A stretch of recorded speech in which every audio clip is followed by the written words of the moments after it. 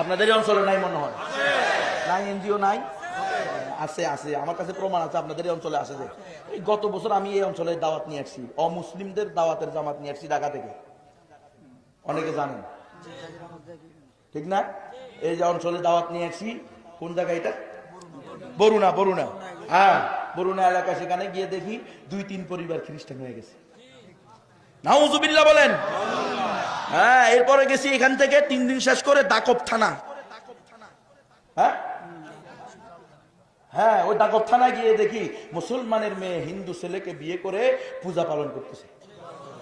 যখন আমরা আওয়াজ করছি, মুসলমানের লোক ছেলে এসে ওই মহিলার চাচা এসে কাঁদতেছে, হাউমাউ করে কাঁদতে দিতে এসে, বলে হুজুর আমার তো কলিজা পুড়ে যাচ্ছে, আমাদের সমাজ, আমাদের সংসার, আমাদের পরিবারের প্রত্যেক সদস্য আজকে দিল ভেঙ্গে খান খান। কি হয়েছে?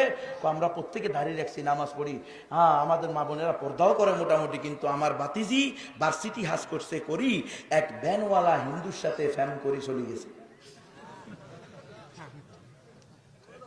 তোমরা দিনদার পরিবার, তোমার মেয়েরে ভার্সিটি পর্যন্ত পড়াইছো কিনলে? প্রশ্ন তো আগে এটা আইব। কথা বোঝেন নাই?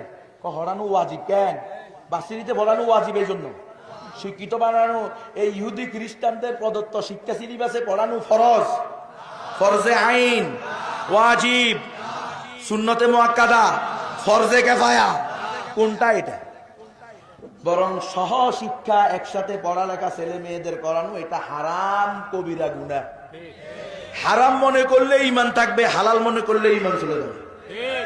কবিরা গুনাহকে কেউ যদি হালাল কয়, তার ঈমান থাকবে না। অনেকে কয় হুজুর খালি বাবরে ঈমান এত সোজা নেই, চলে যাবো খালি।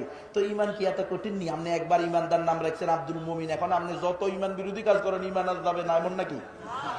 নাম দিছে ইজ্জত আলী, জুতা দিয়া যত পিটান ই পিটান, জুতার মালা দিয়া যতই আপনারা আপনাদের এই পুরা থানার ভিতরে, হ্যাঁ ডুমুরিয়া থানার ভিতরে ঘুরান, হেরার ইজ্জত যায় না। নাম হচ্ছে ইজ্জত আলী, এরকম নাকি?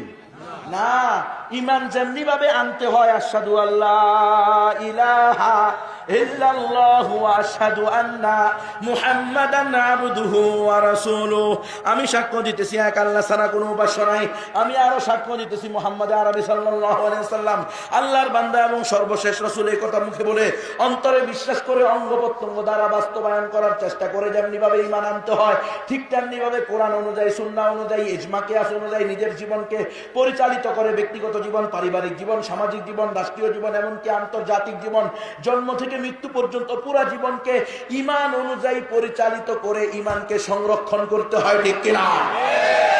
যদি ঈমানকে সংরক্ষণ করা না হয় তাহলে কালিমা